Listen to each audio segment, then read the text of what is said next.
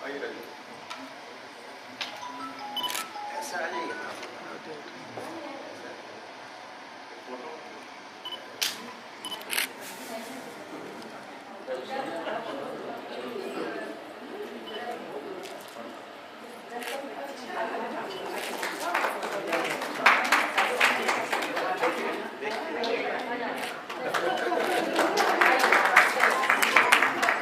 स्वागत की श्रृंखला में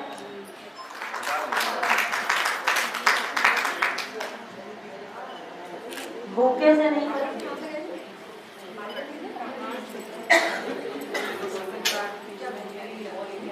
इधर से आ जाइए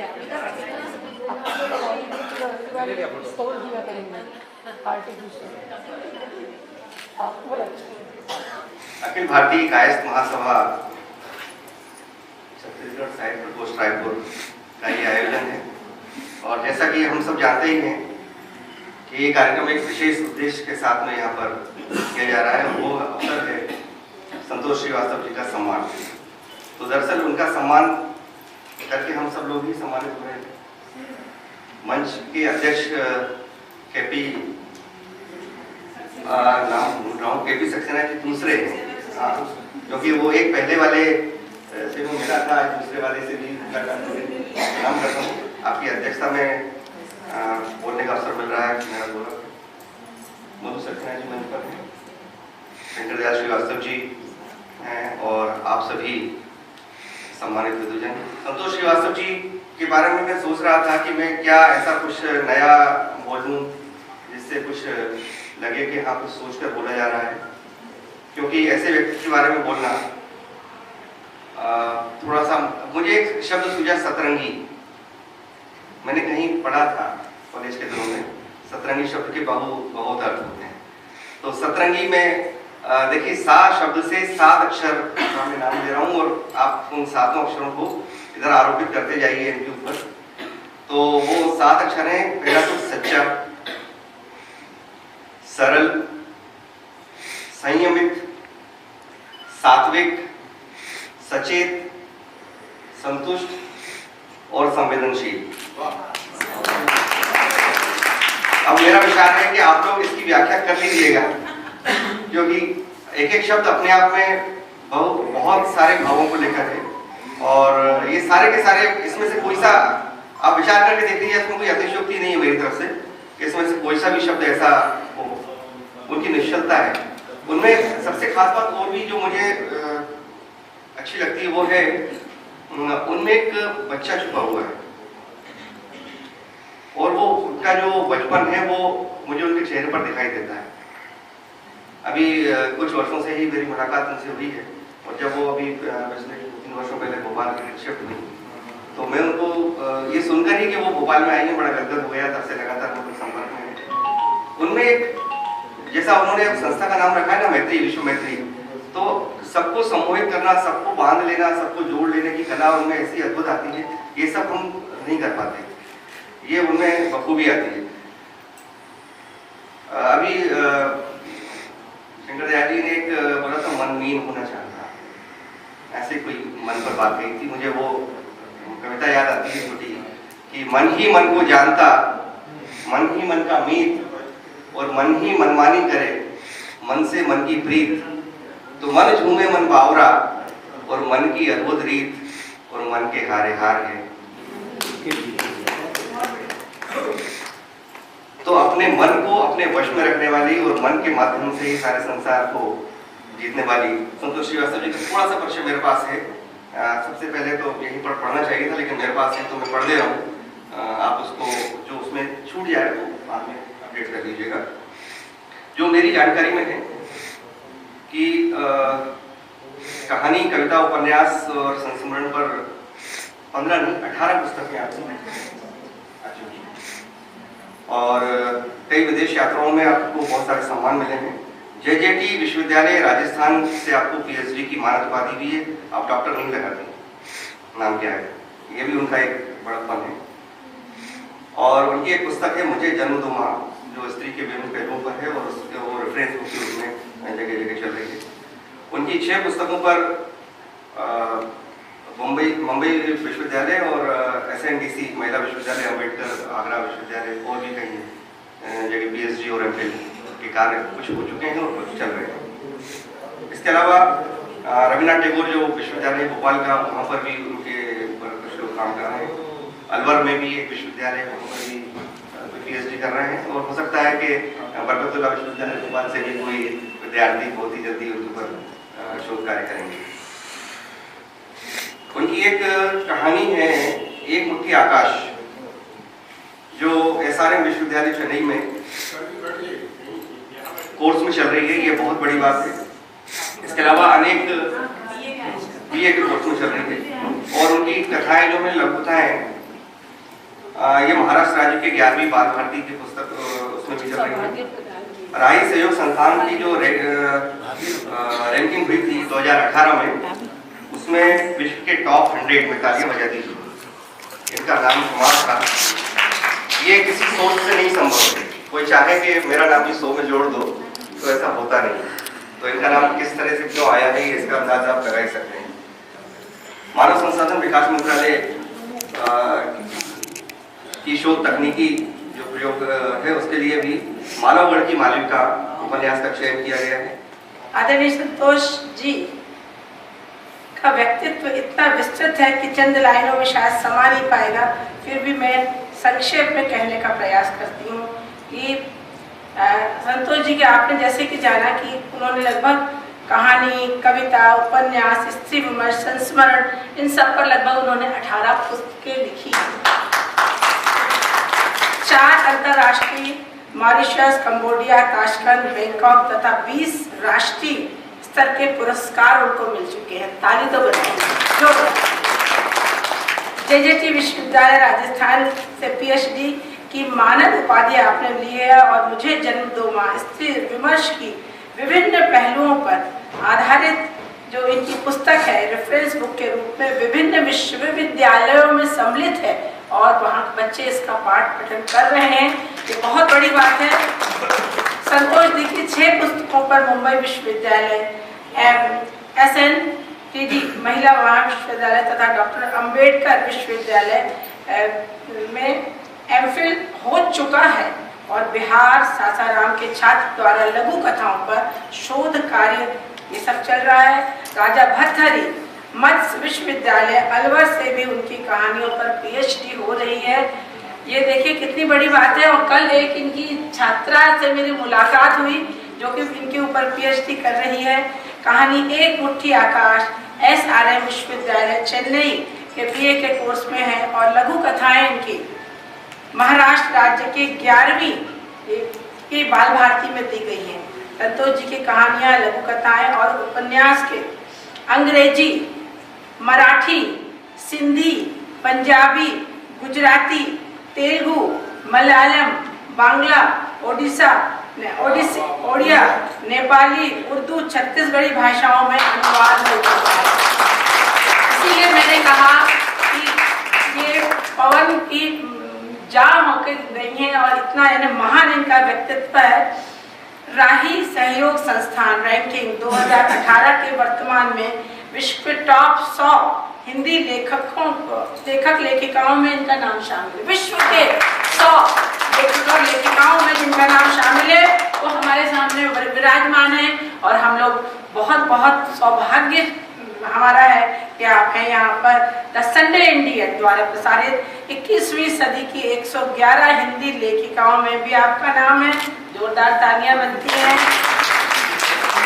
भारत सरकार के मानव संसाधन विकास मंत्रालय के द्वारा विश्व भर के प्रकाशन संस्थानों को शोध तथा तकनीकी प्रयोग इलेक्ट्रॉनिक्स हेतु देश के उच्च स्तरीय पुस्तकों के अंतर्गत मानवगढ़ की मालविका अद्भुत उपन्यास है। अद्भुत है, जिसने नहीं पढ़ा है उसको जरूर पढ़ें। तो मानवगढ़ की मालविका उपन्यास का चयन किया गया है और केंद्रीय अंतर्राष्ट्रीय पत्रकार मित्रता संघ के मनोनीत सदस्य जिनके अंतर्गत 26 देशों के प्रतिनिधि के तौर पर हिंदी के प्रचार प्रसार के लिए ये निरंतर यात्रा करती हैं। ये राष्ट्रीय सम्मेलन करती हैं, अंतर्राष्ट्रीय सम्मेलन करती हैं और और मैं क्या कहूँ, मैं कुछ मेरे भाव इतने ज़्यादा उमड़ रहे हैं कि हो सकता है कि मैं कुछ कह दूँ और कि चमन की जान हो जी तुम। हमारे विश्व मैत्री मंच की तो वाकई जान, चमन की जान हो जी तुम, गुणों की खान हो जी तुम।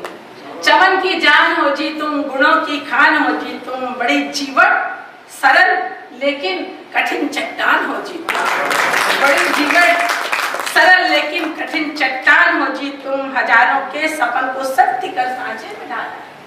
हजारों के सपन को सत्य कर सांचे में ढाला है। कलम पकड़ाई है जिनको उन्हीं का मान हो जी तुम। कलम पकड़ाई है जिनको उन्हीं का मान हो जी तुम। सही पीड़ाएं अंतस में मगर मुस्कान होठों पे, सही पीड़ाएं अंतस में मगर मुस्कान होठों पे। सबल नारी की इस जग में, सबल नारी की इस जग में सही पहचान हो जी तुम। सबल नारी की इस जग में सही पहचान हो जी तुम। तुम्हारी कामनाओं का गगन है, गगन से है घना रिश्ता। तुम्हारी कामनाओं का गगन से है घना रिश्ता। तभी तो चांद तारों की दमक का गान हो जी तुम। तभी तो चांद तारों की दमक का गान हो जी तुम। कहो भाभी प्रशंसक या सखी दी आज तुम मुझको। कहो भाभी प्रशंसक या सखी दी आज तुमको। मगर सच है कि माँ शारदे की लाडली संतान हो।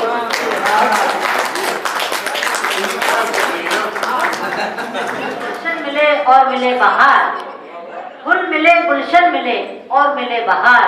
होठों पे मुस्कान रहे और मन रहे गुलजार, कि कांटे आपकी राहों के दूर हटे हर बार।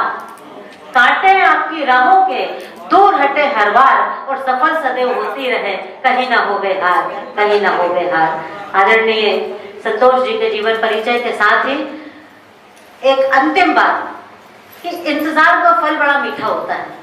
जब से हम इस सभागार में प्रविष्ट हुए हैं तो हम सबके मन में एक ही चीज चल रही थी कि संतोष जी का साक्षात्कार हो और उनकी पुस्तकें, उनकी रचनाएं हम सुने। लेकिन एक लंबा इंतजार हमको करना पड़ा और उसका फल बड़ा मीठा होगा। इस कामना के साथ ये माइक, ये मंच मैं आदरणीय मधु सक्सेना जी को सौंपती हूँ और सभी से निवेदन करती हूँ कृपया सामने बैठकर आज के साक्षात्कार का आनंद लें। और एक बार जोरदार तालियों से हम मधु सक्सेना और संतोष जी का स्वागत करें। धन्यवाद। जो आपने इंटरव्यू में कहा है जी, उससे कुछ शब्द मैंने प्रोटोकॉल में। पहला आपने कहा कि जैसे मधु जी ने प्रश्न पूछा हाशिए में, जी जी, तो आपने उसका उत्तर दिया। दूसरा आपने कहा कि आज का युवा वर्ग वो चूल्हे चौके से मतलब नहीं, वो यथार्थ देखना चाहता है।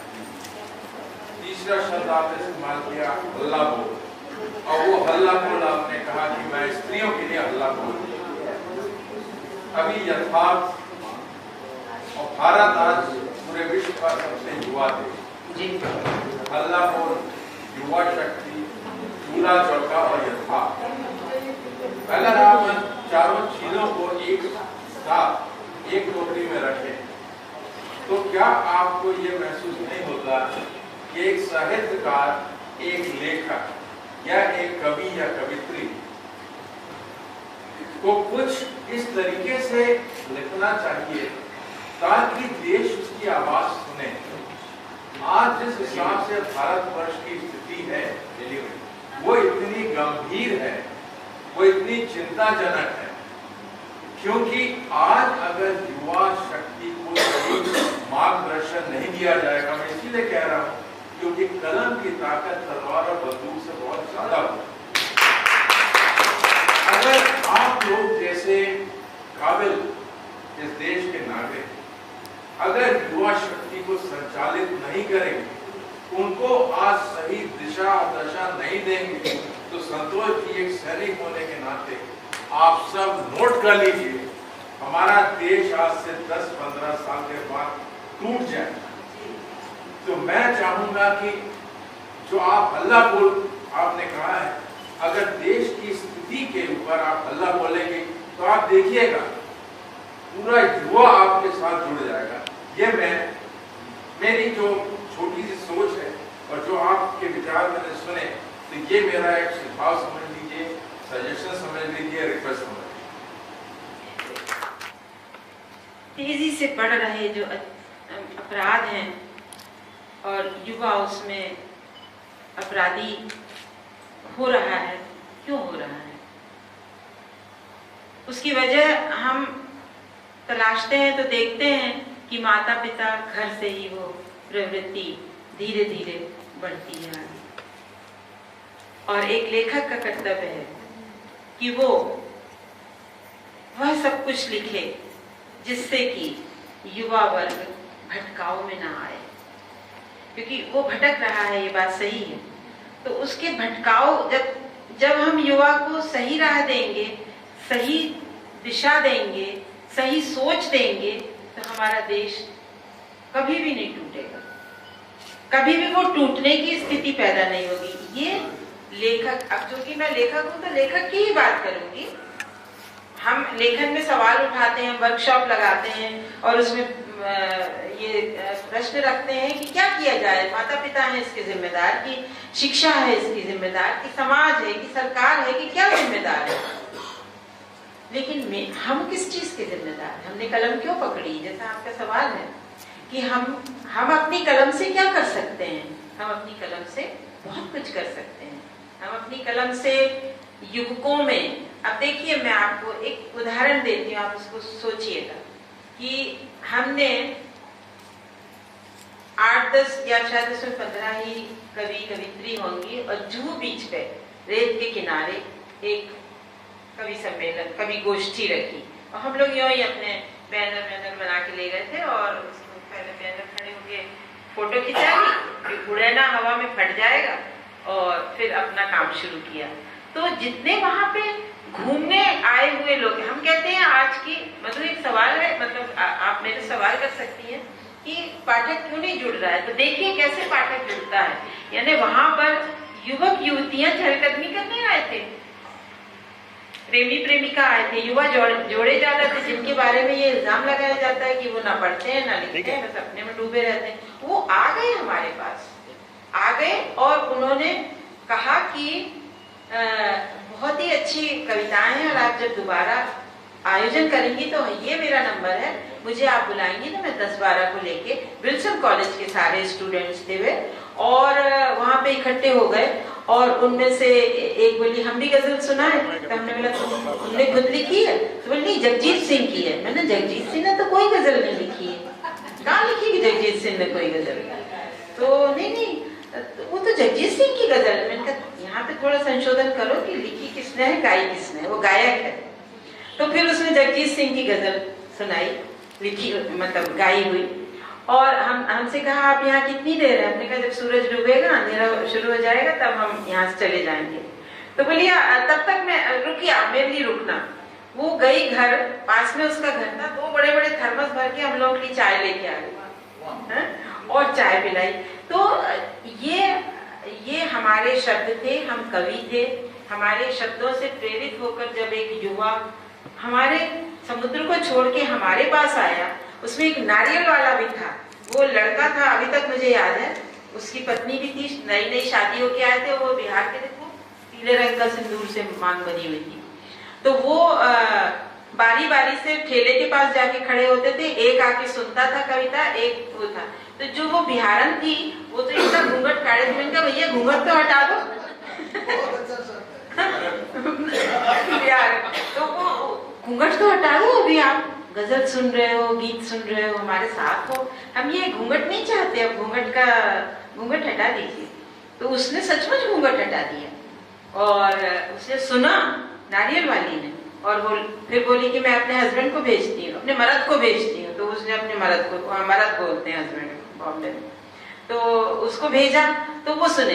तो ये कहानी मैं इसलिए सुना रही हूँ कि ये लेखक की कलम में, आपका बहुत सही सवाल है कि लेखक को ऐसा ही लिखना चाहिए कि युवा वर्ग भटके ना, वो पलायन ना करे, विदेश ना जाए, अपने माता पिता का मान सम्मान करे, हमारे यहाँ से वृद्धाश्रम खत्म हो जाए और युवा को सही जगह अगर पहुँचाना है तो कलम है। बहुत बहुत शुक्रिया आपका। मैडम, मेरा ब्रिगेडियर हिंदू साहब ने जो प्रश्न किया, बातें रखी, मैं उससे पूरी तरह सहमत होता हुआ ये कहना चाहूँगा यहाँ पर इन परिस्थितियों के लिए या जो संभावनाएं या कुछ आशंकाएं जो जताई है ब्रिगेड के जदू ने, ये संभावनाएं निश्चिततः बढ़ेगी और इसके लिए हमारा जो वर्तमान जो शासन है, राजनीतिज्ञ हैं, रूलर्स हैं, संभवतः उनको आप लोगों की कलम से काफी कुछ संदेश देना बकाया है, जो कि निश्चिततया इस क्षेत्र के लिए नितांत आवश्यक है। अन्यथा ये विघटन निरंतर होता चला जाएगा, उसको युवाओं को केवल युवाओं तक सीमित नहीं रखा जा सकता। इसके लिए जो शासन तंत्र है उसमें हमारे राजनीतिज्ञ हैं, टॉप राजनीतिज्ञ हैं, चाहे स्टेट के हो चाहे सेंट्रल के हो, specially central also, and the top bureaucrats. तो ये संदेश उनके जहन में उतरता क्यों नहीं है? राजनीति क्यों नहीं उतरता है? ये सब आप लोगों से अपेक्षाएं हम लोग करते हैं। जी, आप लोगों ने सफदर हाशमी का नाम सुना होगा। सफदर हाशमी की हत्या कर दी गई। क्यों? क्योंकि वो सरकार के खिलाफ लिखते हैं, क्योंकि वो सरकार के खिलाफ नाटक खेलते थे, क्योंकि वो सरकार के खिलाफ आवाज के लिए लोगों का मजमा जुटा लेते थे। पाश की हत्या कर दी गई बहुत छोटी उम्र में। क्यों? क्योंकि पाश के लेखन में भी सरकार के विरुद्ध था। सरकार लिखने कहाँ दे रही है लेखकों को अपने? हम सरकार के लिए उसकी नीतियों के विरुद्ध लिखना चाहें, सदियों से होता आ रहा है। अंग्रेज पे जब भी किताबें, पत्रकारों की कितनी हत्याएं हुई हैं, गौरी लंकेश की हुई है। फिर ये लेखन किसके लिए? फिर ये लेखन किसके लिए? कौन सा लेखन? आप लोगों के द्वारा। हम लोगों का लेखन तो है ही उन लोगों के लिए। हम पकड़ा में आ जाएंगे तो हमारी भी हत्या कर दी जाएगी। मतलब कहने का यह है कि वो हमें बचा नहीं पाते अगर हम उनके खिलाफ लिखें। जनवाद जो है, जनवादी आंदोलन है, जिसको आज एक अलग दर्जा दे दिया गया है, वो सरकार की नीतियों के जो प्रजा के मतलब विपरीत थी, उन नीतियों के विरोध में ही कार्य करता रहा है। और उन नीति, इसलिए जनवादियों को पसंद ही नहीं करते सरकार।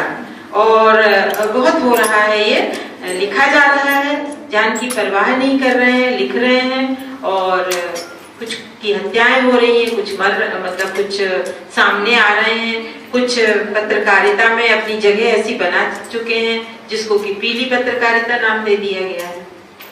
अगर हम वो न्यूज में सबसे ज्यादा मीडिया वाले जो हैं, उसमें अगर एक बच्चा वो कहाँ गिर गया था, होल में, हाँ, उसके लिए सारे दिन चली न्यूज। और एक पत्रकार मर जाता है या पत्रकार स्वयं पहुंचकर, जैसे कि जो हमला हुआ था ताज होटल में और पूरे बंबई में जो आतंकवादी हमला हुआ था, उसमें जिन पत्रकारों ने किया था अपनी जान पर खेलकर, उनकी वैन जला दी गई थी, उनके कैमरे तोड़ दिए गए थे। वो लेट के जाके और फोटो ले रहे थे और लोगों तक पहुंचा रहे थे। कर रहे हैं काम, क्यों नहीं कर रहे हैं? बहुत कर रहे हैं, और बहुत आंदोलन भी छिड़ा है इसके लिए। एक प्रश्न मेरा भी है जी। सामान्य संतोष जी, जैसा आपने बताया कि आपके पिताजी मंडला में जज थे, जिला मजिस्ट्रेट थे, और उसके बाद वो जबलपुर चले गए, शिफ्ट हो गए, वहाँ वो वकालत करने लगे, और वकालत में फौजदारी के मुकदमे ज़्यादा लिया करते थे, और फौजदारी के मुकदमे जनरली आपके घर पर डिस्कशन हुआ करते थे। तो क्या कोई ऐसी कथा भी जो सत्य कथा आपने लिखी है फौजदारी के ऊपर? मेरी सभी कथाएं सत्य कथा ही होती। तो एक आध कथा अगर सुनाएंगे तो अच्छा लगेगा। कथा तो 15-20 मिनट लेगी, एक 10 मिनट की है, ढूंढनी पड़ेगी मुझे, ढूंढने में समय लग जाएगा।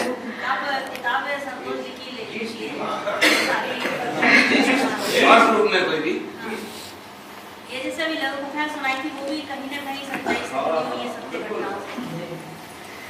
सच्चाई तो राष्ट्र निर्माण की है, कौन करेगा इसका दायित्व कौन लेगा? फिर अगर राजनीतिक मतलब साहित्यकार भी डर चुका है और मारा जा रहा है। साहित्यकार डरा हुआ नहीं है। राजनीति के देश को लूटे जा रहे हैं, ब्यूरोक्रेट्स लूटे जा रहे हैं।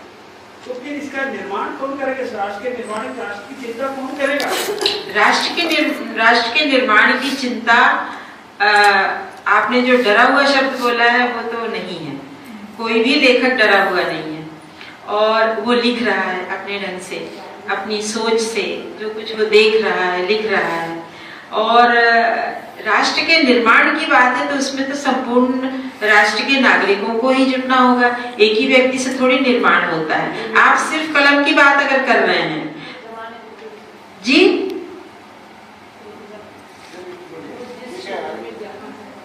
एक व्यक्ति नहीं है, पूरा हाँ पूरा राष्ट्र ही साथ रहेगा जी।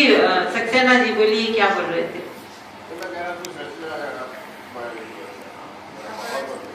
पढ़ लीजिएगा, टाइम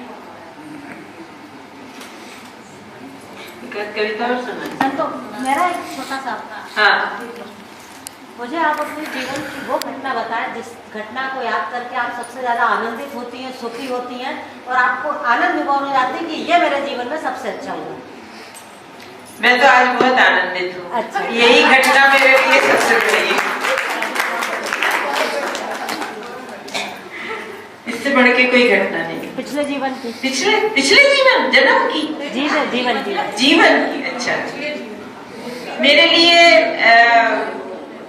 जिन दिनों मतलब मैं आनंदित हुई। हाँ अच्छा, आनंद वाली बहुत खुश हुई आप अपने जीवन में। अच्छा, बहुत खुश हुए। हाँ। हाँ? खुशी, तो ये खुशी की बात कैसे बताएं? ओके, एक मुशायरा हुआ था तो उसमें मुझे आमंत्रित किया गया नसीर साहब ने। तो वो नासिक में थे और उनको मैं धीरे धीरे अपनी कुछ छिटपुट रचनाएं, गजलें, मैं कोई गजल के नियम से परिचित नहीं थी, कुछ भी मतलब मेरे को मतला और ये सब, मैं तो आजाद लेखिका, गजल में कहाँ बंद के रहने वाली। तो उन्होंने मुशायरे में बुलाया नासिक में। तो मुशायरे, मैंने कहा अरे मुशायरे में बड़े बड़े उस्ताद बैठे रहते हैं और अगर जरा इधर से उधर मात्रा हुई या मतला और वो सब इधर उधर, इतना बुरा मुंह बनाएंगे कि आपका तो पूरा मूड ही चला जाएगा बोलने का। तो मैंने कहा, मन में सोचा कि ये सब कैसे संभव है। तो जब मैं गई तो मैंने बोला आपने मुझे मुशायरे में क्यों बुलाया? कभी गोष्ठी होती है, एक आध गजल सुनानी होती, बात अलग थी। यहाँ तो सब गजल के जानकार लोग, उस्ताद बड़े बड़े बैठे हैं। तो बोले जब तुम खड़ी हो ना बोलने के लिए तो आजाद गजल ऐसा बोल देना, मैं आजाद गजल सुना रही हूँ। तो मैंने वो गजल सुनाई। तो फिर उसके बाद जब गेट टुगेदर हुआ तो जो बड़े उस्ताद थे, बूढ़े से, टोपी ओपी लगाए, मुस्लिम थे वो, तो मैंने बोला कि महोदय आपको मेरी गजल में कोई गलती नजर नहीं आई? अरे गजल सुनी किसने, हम तो तुम्हारे चेहरे में उलझ के रह गए।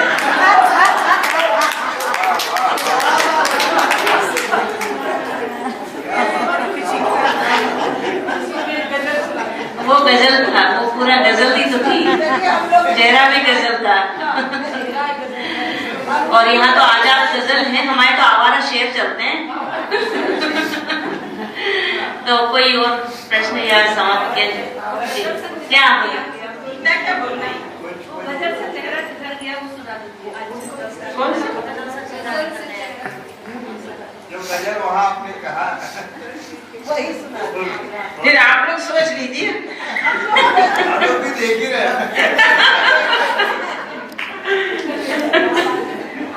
एक्चुअली मैं बहुत तैयारी से नहीं आई हूँ लेकर, मतलब मैं आपको कुछ और सुना देती हूँ अगर सुनने की इच्छा है तो। सक्सेना साहब भी सुनना चाहते हैं?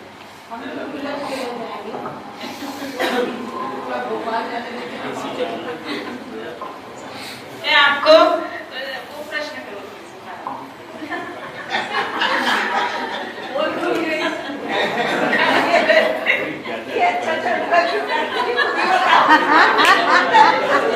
आप बुखार वाले प्रश्न का उत्तर दे दीजिए। मैंने मदद से कहा मुझसे वो सवाल करना कि हम लोग अभी हम विश्व मैत्री मंच का टूर लेके उज्बेकिस्तान गए थे। तो वहाँ हमने 3 शहर घूमे, ताशकंद, समरकंद और बुखारा।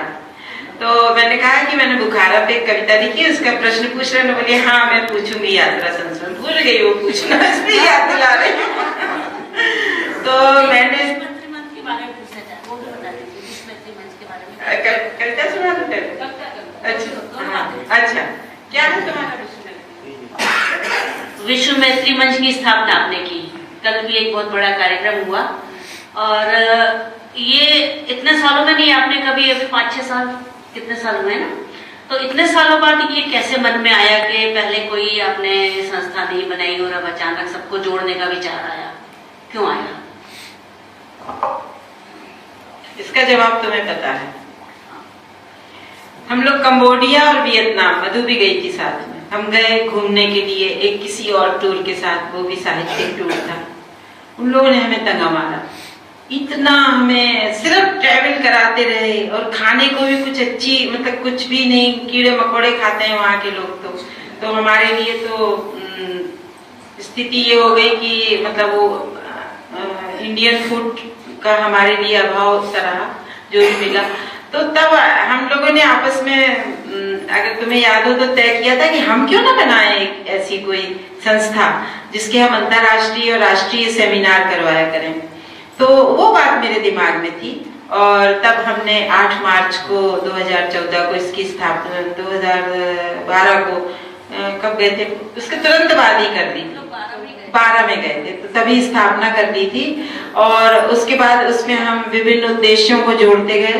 मैंने कल भी अपनी स्पीच में आपको ये बात बतलाई थी कि राष्ट्रीय अंतर्राष्ट्रीय सेमिनार उसमें रखे हैं, और पर्यटन को इसलिए जोड़ा है कि हम जो टैलेंट हंटिंग का काम करते हैं वो एक ही शहर में रह के नहीं हो सकता, विभिन्न प्रतिभाओं की खोज, इसके लिए हमने उसमें पर्यटन को जोड़ा है।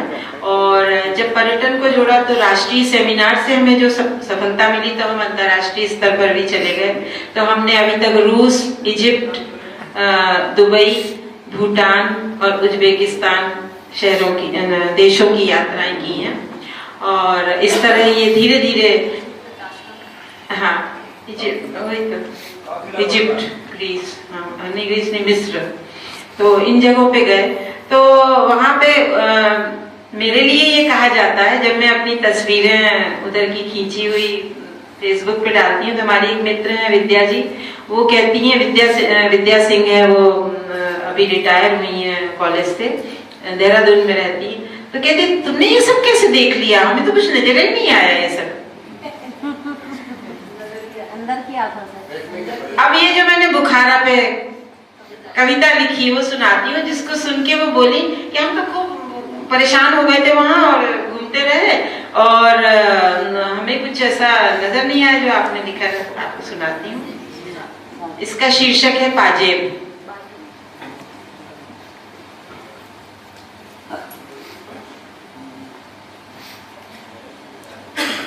मैं तुम्हारे शहर में अजनबी हूँ सुल्तान अब्राहिम।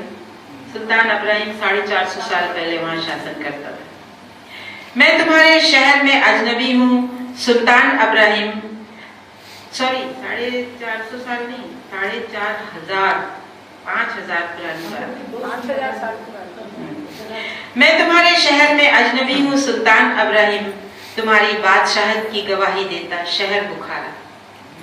तुम्हारी बादशाहत की गवाही देता शहर बुखारा, पर कहीं नहीं दिख रहे तुम्हारे 18 लाख घोड़ों हाथियों के निशान। पर कहीं नहीं दिख रहे तुम्हारे 18 लाख घोड़ों हाथियों के निशान। तुम्हारे 1.25 लाख के जूते, हीरे, पन्ने, जवाहरात, कुछ भी तो नहीं, एक सन्नाटा है। कुछ भी तो नहीं, एक सन्नाटा है तुम्हारी बादशाहत का। सुने वीरान महल दरीचे, न जाने क्यों मौन है। तिलिस्म सा रचती उंगली पकड़कर राजपथ की ओर ले जाती गलियां। तिलिस्म सा रचती उंगली पकड़कर राजपथ की ओर ले जाती गलियां मौन, घुटन और सन्नाटे से भरी हैं। इन गलियों में घूमते हुए सुल्तान अब्राहिम, मैंने तुम्हारी 16,000 पटरानियों के महल भी देखे, महल के हरम भी देखे, हमाम भी देखे, मीना बाजार भी देखे, जहां बिकते थे जिस्म। तुम्हारी हवस और विलासिता की गवाही देते वे सारे के सारे। गुर्जियां, नक्कार खाना, दीवाने खास, बारादरी, उड़ते बैठते कबूतर, एक ठंडा सन्नाटा, एक दर्द भरा इतिहास,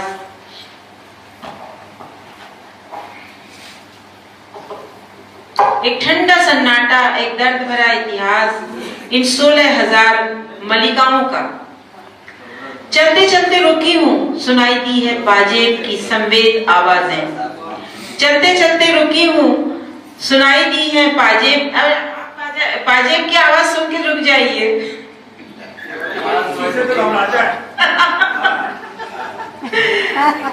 चलते चलते रुकी हूँ, सुनाई दी है पाजेब की संवेद आवाजें, छन छन छन छन, जैसे गरम तवे पर पानी की बूंदें।